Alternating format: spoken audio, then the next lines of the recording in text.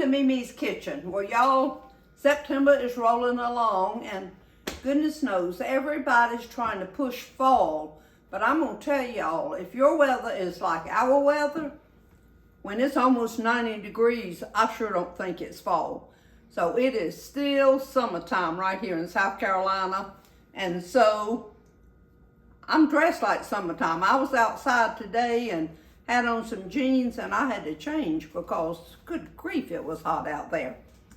Y'all, today we're going to make a vegetable casserole.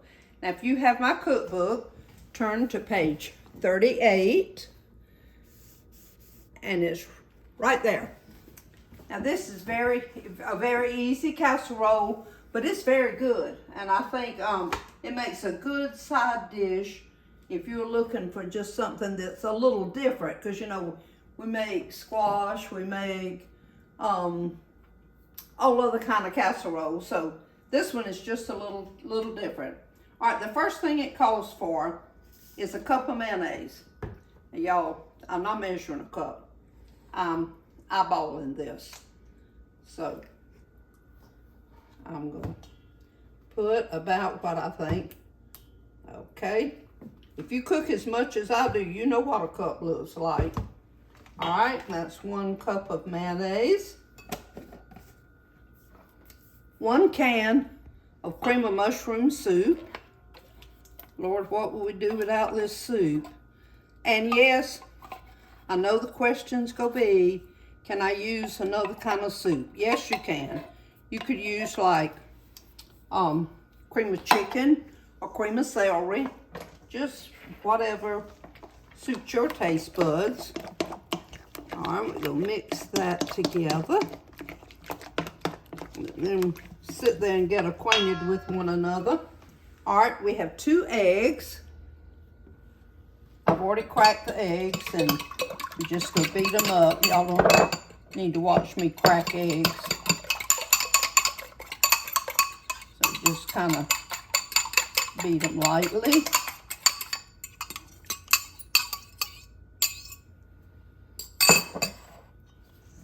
Okay, mix that in with the mayonnaise and the cream of mushroom soup.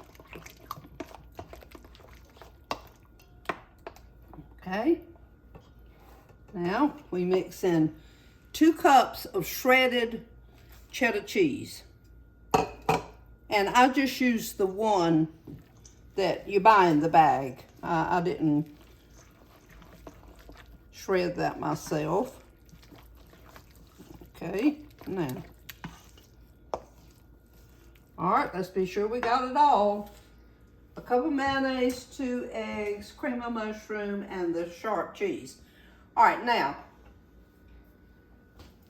I have already opened these so they could be draining. And this is the veg oil, and that can is 29 ounces. And y'all, I get the large cut. It just does better in the casserole, and so I've already drained that. We're going to put it right here with these other ingredients, and then just kind of toss them together. Don't do this too hard. You don't want to tear your vegetables up. And so we'll mix these, and we'll be right back. All right, y'all. Got that all mixed together. And so this is our casserole dish. This is not quite a 9 by 13 dish. And this particular casserole, I don't like to cook it too thick, but this is probably close to a 9 by 13. It's close enough, y'all. Y'all, that looks good, doesn't it? Now, I've already cut my oven on. It's on 350 degrees. Got it so that it would preheat. All right, let's get all of this out. Get the spatula.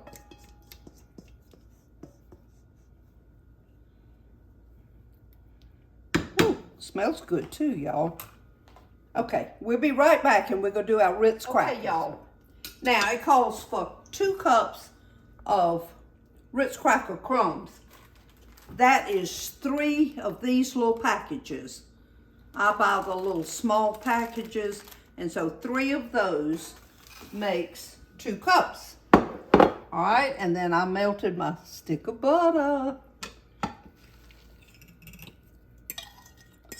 Get that all mixed together, and then we're going to put it on top of our casserole. Y'all, I got Caroline videoing me today, and y'all, she's expecting a baby in January, and she's gonna have a little girl. So right now I have 3 little great grand boys. So we're getting a girl in the mix now. So everybody's all excited. And her name is going to be Anna Chapman. And Caroline's last name now is Gaddis. Gaddis. So isn't that a pretty name? And they go call her Anna Chapman. That was Caroline's mama's maiden name. I love it when people use names from the family. It just has special meaning. Okay. All right, y'all. We just go kind of put that in there. And we're going to use the tool God gave us. And that would be my hands.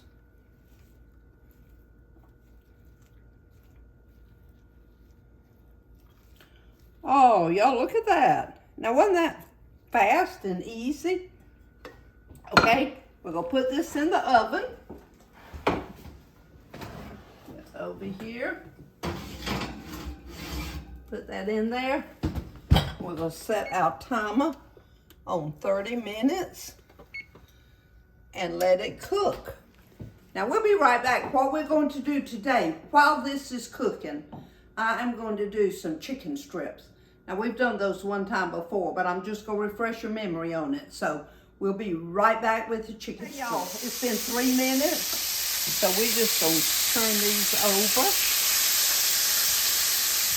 Chicken cooks pretty fast, so you don't have to leave it in there a long time, especially this. It doesn't have a bone in it, so you're not having to cook something around a bone.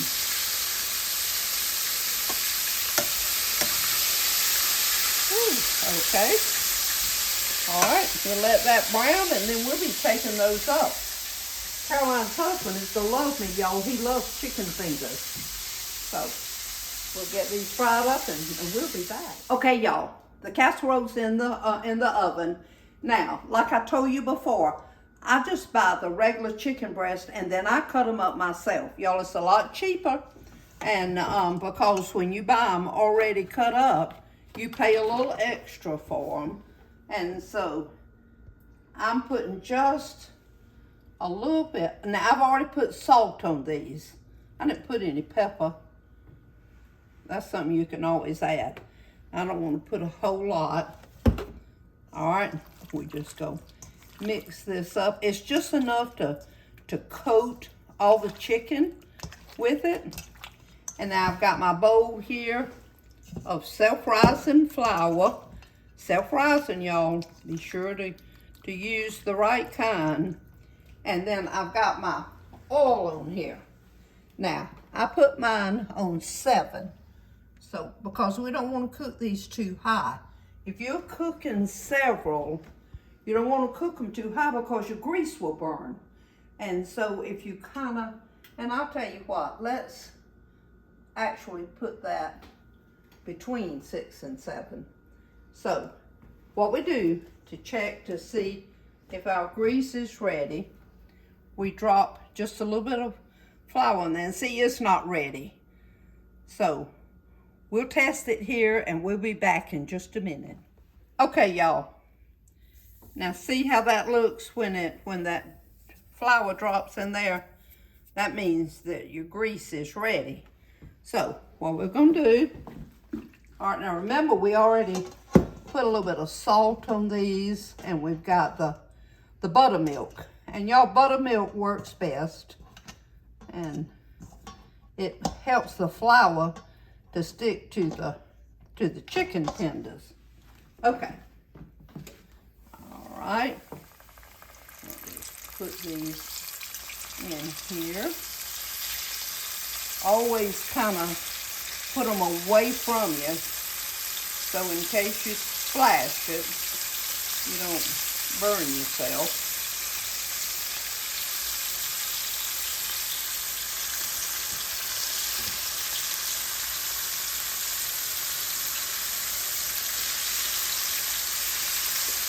Okay, we'll just let those cook a little while, and then we'll turn them over. They don't need to cook very long. We just cook them about 3 or 4 minutes on each side, and so it doesn't take very long to cook them. So we'll be right back when we turn these things over. All right, we're going to take these chicken fingers up.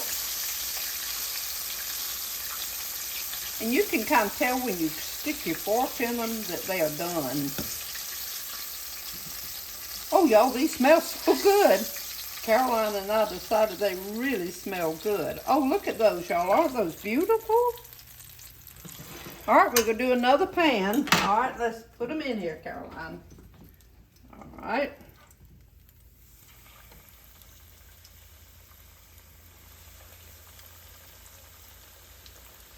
Y'all, these chicken fingers are so good. And they are easy. So when you want to have them for your family, you'll come out a lot cheaper than if you go to Zaxby's or Chick-fil-A,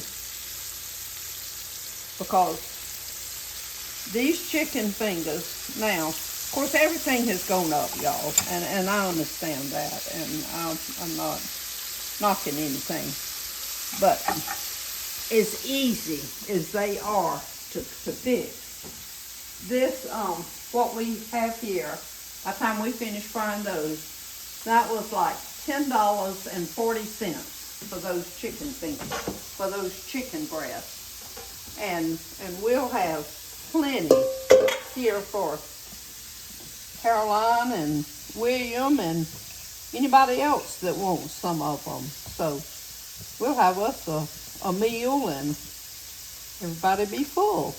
Okay, we'll be right back. All right, our timer has gone off. It's been 30 minutes. Now what we're going to do is we just going to look. Y'all, that's not done. See how that is in there? It's still kind of runny.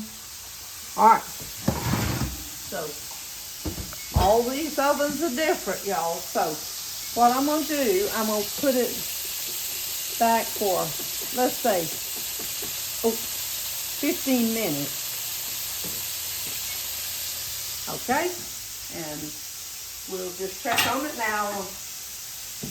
Chicken tenders here are ready to turn over.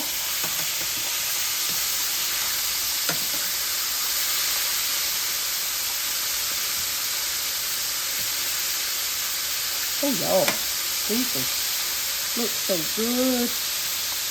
Might eat one myself.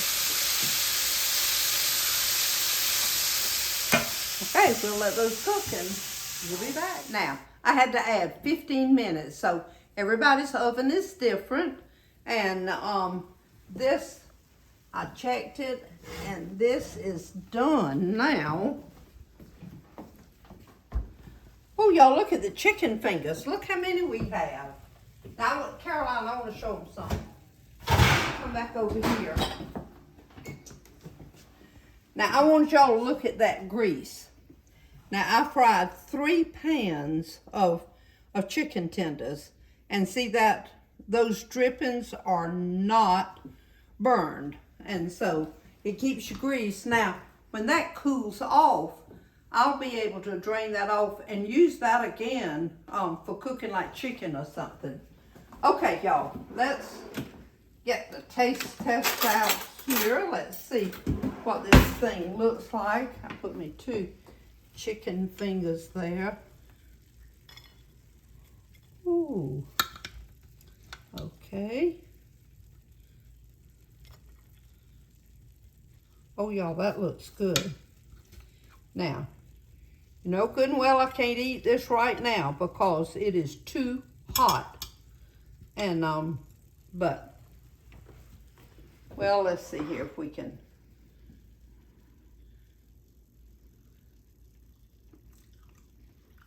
Oh, y'all, that is good. That is very good. So, that and those chicken fingers is going to make a really good meal. So, this is a wonderful casserole that you can make that will be a nice side dish for any kind of meat that you have. It's very tasty. It just has a good flavor, and it's a good way to sneak in those vegetables too, for your children. So I hope all of you have a good rest of the week. Y'all, last week was Labor Day, and we took the day off because we still work, and so I was just relaxing that day and didn't do much of anything. But anyway, it's gonna be a good week the rest of this week. I hope you enjoy your family, and everybody shine for Jesus.